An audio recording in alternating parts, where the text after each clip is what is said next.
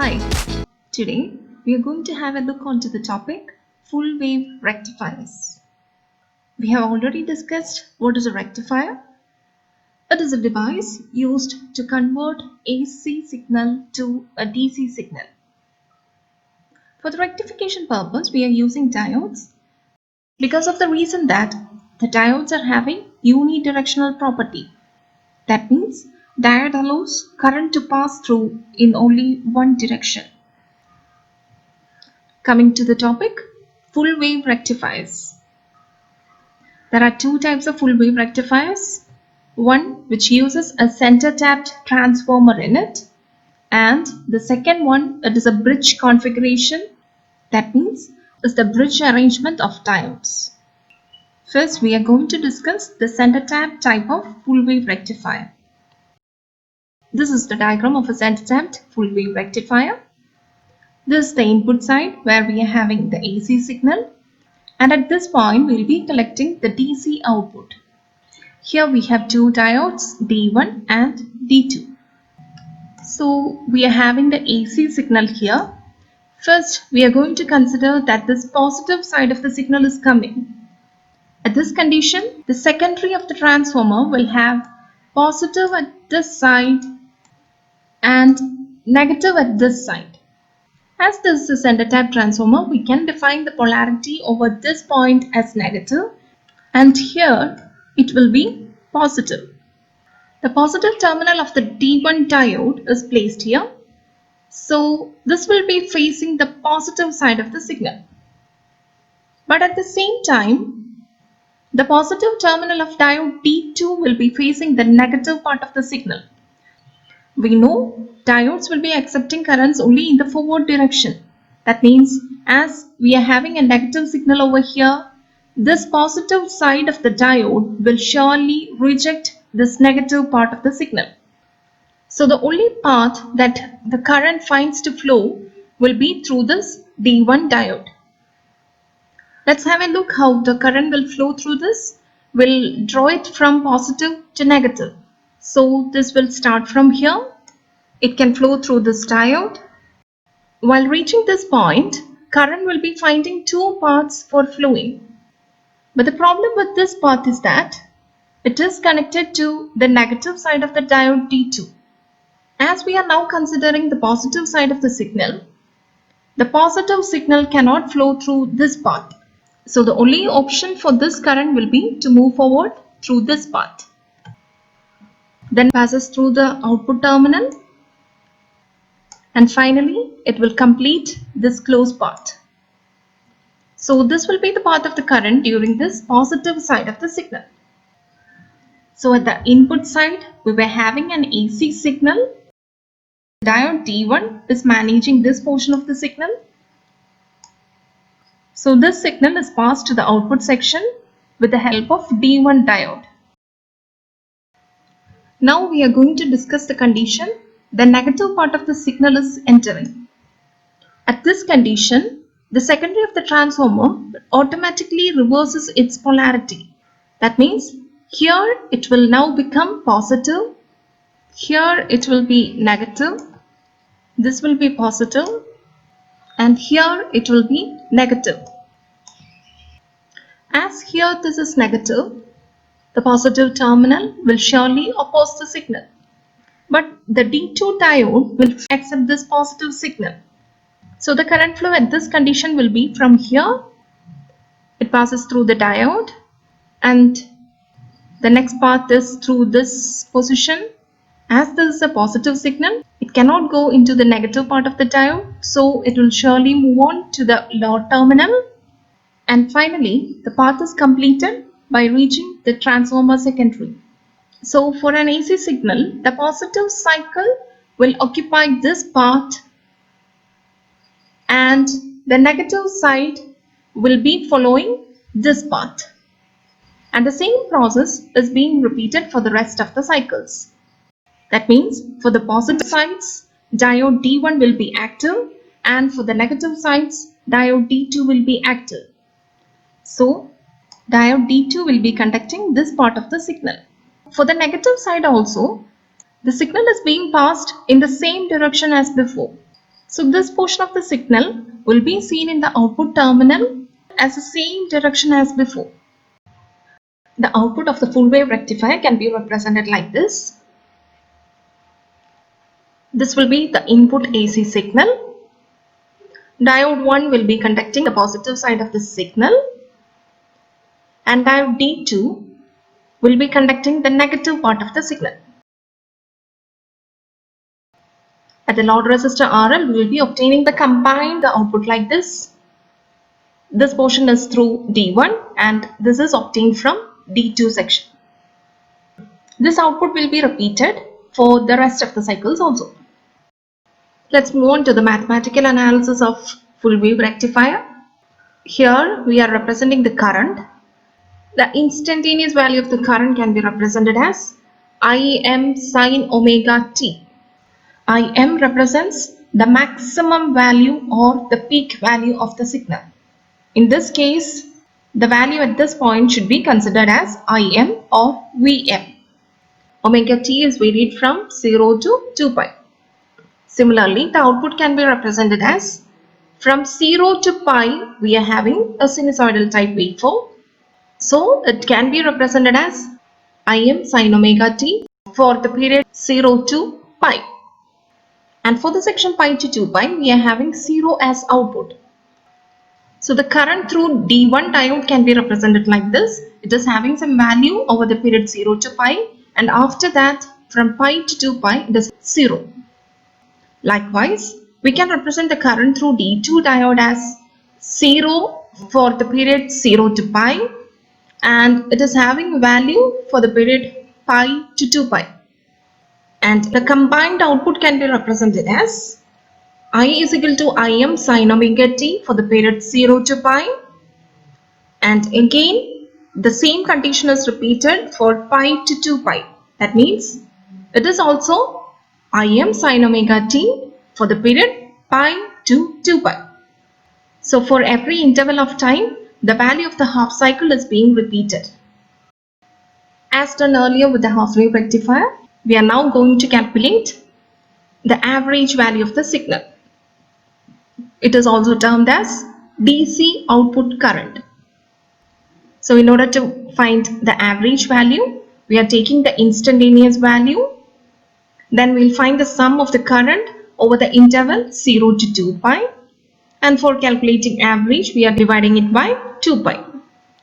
We can substitute the value of I. I is having the value Im sin omega t for the period 0 to pi. Similarly, for pi to 2 pi also, it is having the same value. As the same value is being repeated, it doesn't make any difference if we discard this term. But one thing should be considered, the period should be limited to 0 to pi. So we can write it as 1 by pi integral 0 to pi Im sin omega t d omega t. The integral term will be changed as minus cos omega t.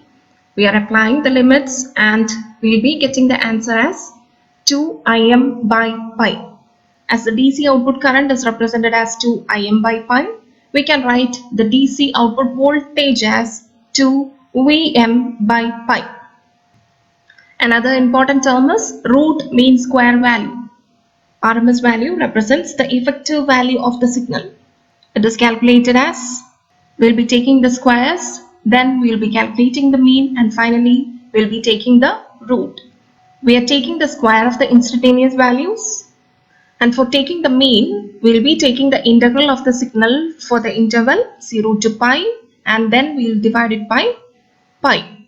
And as the final step, we'll be calculating the square root of the value. We can substitute the value of I as Im sin omega t, and by simplifying, we'll be getting it as Im by root 2. Similarly, the RMS value of the voltage can be represented as Vm by root 2. The quality of a rectifier can be analyzed using the term efficiency. Efficiency is the ratio of output power to the input power. As we are considering only a half cycle, we'll choose the first condition, that is the D1 diode is active. This will be the path. This closed path can be represented in another way. So for a half cycle, the circuit will resemble a half wave rectifier. As done before with the half wave rectifier, the efficiency is calculated in the similar manner. The power can be calculated as I square R. The output power can be represented as IDC square into RL, and the input power, as this is the input side, we'll be considering the RMS value of the signal. As the power is calculated over this point, we can calculate it as the sum of these components. So PAC is equal to IRMS square into RL plus RD. The resistance across diode can be neglected.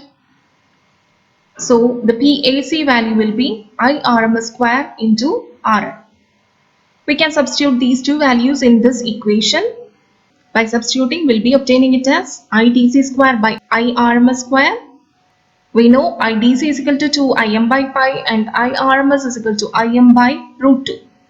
By simplifying, we'll be obtaining the value as 0.812, or it can be represented in percentage as 81.2%. So we can find that it is far more better than half wave rectifier. Another quantity that we need to consider is the ripple factor. That is, how much level of ripples are present in the output. It is calculated as the RMS value of the ripples divided by the DC value. As in current terms, we can represent it as IR RMS by IDC. For a signal containing both the ripples and also the DC component, the RMS value can be calculated as square root of IR RMS square plus IDC square. Now we can calculate the RMS value of the ripples as root of IR RMS square minus IDC square. We can simplify this equation, and by simplifying, we will be getting it as 0.48. Being a smaller quantity, we can say that the full wave rectifier is having less amount of ripples. A main factor that we consider for designing a circuit is the peak inverse voltage of a diode. It is the maximum voltage that the diode can withstand during reverse biased condition. Now we'll consider the reverse bias condition, and before that we'll be redrawing the circuit as this is the D1 section and this will be the D2 section. Now we are considering the reverse bias condition, that is the negative side of the signal is coming. We have already discussed for the negative cycle, the diode D2 will be active. That means the diode D2 will act as a conductor. But at the same time, D1 will be facing the negative part of the signal. That means D1 will act as an insulator. So we'll draw the circuit in another way. Here we are having a conductor and here we are having an insulator. For analyzing, we are using Kirchhoff's voltage law. Here we are having two loops. We'll consider each section one by one. I am using the sign convention method of KVL analysis. The voltage across this section is named as PIV and the voltage across output is termed as VO. At first, we are going to analyze this loop. We'll consider the current is moving from positive to negative. So the first component should be considered the voltage across the resistor. The potential across this resistor VO is from positive to negative. So VO should be represented as minus VO. And we'll try to complete this part. Here we are having a potential Vm and the direction is from minus to plus. So we can represent the potential as plus Vm. According to KVL, the algebraic sum of potentials in a closed loop will be equal to 0. We have calculated the algebraic sum of potentials in this closed path and this will be equal to 0. And from this equation, we can write the output voltage as VO is equal to Vm. In a similar manner, we are going to analyze this section. Here also, the conventional flow of current is considered from positive terminal to the negative terminal. We will start from this terminal. Here the potential VO is from negative to positive. So VO can be represented as a positive term. Then we'll consider this potential PIV. It is from positive to negative. So this will be having a negative sign, plus VO minus PIV, and we have to complete this path. We're experiencing another potential drop, Vm, and the direction is from negative to positive. We can write it as plus Vm. So the complete KVL equation will be plus VO minus PIV plus Vm is equal to 0. From the above equation, we can substitute the value of VO as Vm. So the equation will be plus Vm minus PIV plus Vm is equal to 0. And from this, we'll be getting the value of PIV as 2Vm. While designing this circuit, the D1 and D2 must be able to withstand this level of signal. Let's have a comparison between the two types of rectifiers. We have already discussed the half-wave rectifier. Now we have gone through the center type of full-wave rectifier. The average DC current is 2 Im by pi. The RMS current is Im by root 2. Efficiency is 81.2%. We can see the efficiency when compared with that of the half-wave rectifier. It is very high here. The ripple factor, it was 1.21 for half-wave rectifier, but in this case it has been reduced to 0.48. That means only 48% of ripples are seen in the output. It is a very good number. But the peak inverse voltage is a little high over here. For a half-wave rectifier, the value of PIV was Vm, but in this full-wave rectifier, it is twice Vm. So in order to reduce this PIV value, we are using another type of full-wave rectifier, that is full-wave bridge rectifier. This is the circuit diagram of a full-wave rectifier. Here the diodes have been arranged in a bridge format. Let's discuss how this is going to work. We know here in this input side we will be having an AC signal. First we will consider the positive part of the signal is coming. That means in the secondary section of the transformer we will be having positive here, and here it will be negative. As here we are having positive, this diode will be forward biased, but at the same time this diode will be reverse biased. Similarly, at this negative terminal, this diode will be forward biased, but this will be reverse biased. So for this positive peak, these two diodes will be active and these two will act as insulators. So the positive part of the signal will be coming. At this junction, the current will be finding two paths. We have already discussed. In this path, the negative terminal of the diode is being connected over here. So positive current cannot flow through this path, and it will be choosing this path. At this junction also, current will be finding two paths, but here it is negative terminal of the diode, so current cannot flow through this segment. Thus current will be selecting this path. Current continues to flow through this path. Current completes its path through this diode, and then it will reach the negative terminal and will be obtaining a closed path here. So for the positive side of the signal, two diodes became forward biased and the current could complete its path through these two diodes. Now we will consider the negative side of the signal.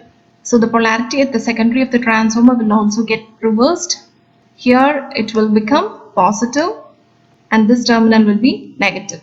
At this condition, as here we are having positive, this diode will act as a conductor, but at the same time this diode will act as an insulator.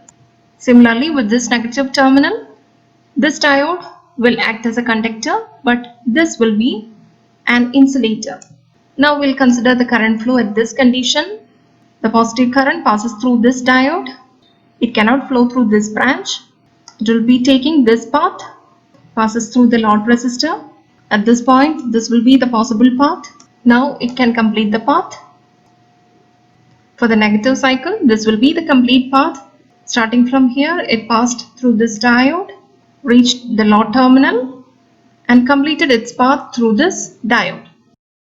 For representing the output, during the positive cycle, D1 and D3 were active. By their combination, we'll be obtaining the positive side values over here. Similarly, for the negative peak, D2 and D4 were active. And with this combination, the negative portion of the signal were passed onto the load terminal. So at the load terminal, we'll be getting the output like this, that is the combined effect of both these conditions. The mathematical analysis of this full wave bridge rectifier will be similar to that of the full wave center tap type of rectifier. But the only factor that is having a change is the peak inverse voltage. We are highlighting this bridge segment. The input signal is represented as Vm. We have already discussed during the positive side of the signal, these two diodes will be conducting and these two diodes will be inactive. So for this diode, it will be experiencing the PIV voltage. So the potential over this segment can be represented as PIV. And according to the sign convention method of KVL, we are allotting the polarities for calculation. First, we are going to consider this loop. We'll try to complete the KVL equation. We'll start from positive to negative. First, we'll write the potential difference over this point. It is from positive to negative. So we'll be writing it as minus VO. And then it is from minus to plus for this Vm. Then we can write the Vm value as plus Vm. We can write the equation as minus VO plus Vm is equal to 0. And from that we'll be getting VO is equal to Vm. Similarly, we can consider the other closed loop. We'll start from this side. It is from plus to minus, so we'll be writing the PIV as minus PIV. Moving on to this segment, it is from minus to plus, so we'll be writing it as plus VO. Now from plus to minus, so we'll be writing it as minus PIV. And towards the last potential, minus to plus Vm, that means plus Vm. So the complete equation will be minus PIV plus VO minus PIV plus Vm is equal to 0. We can substitute the value of VO as Vm. Now the equation can be simplified like this and we'll be getting the final answer as PIV is equal to Vm. So for a full wave bridge rectifier, the peak inverse voltage has been reduced to Vm value. This is the greatest advantage of having a full wave bridge rectifier. That means the PIV specification of the diodes used can be of Vm value. We have discussed the different types of rectifiers: half wave rectifier, full wave center tap type of rectifier, and full wave bridge type rectifier. By seeing the efficiency, we can see that it is not a complete rectifier. That is, the AC is not completely rectified to a DC signal, but the rectification has been done more effectively in this full wave type rectifier. And for getting complete DC, we will be adding filter circuits to these rectifier circuits. We will be discussing the filter circuits in the coming sessions. Thank you for watching.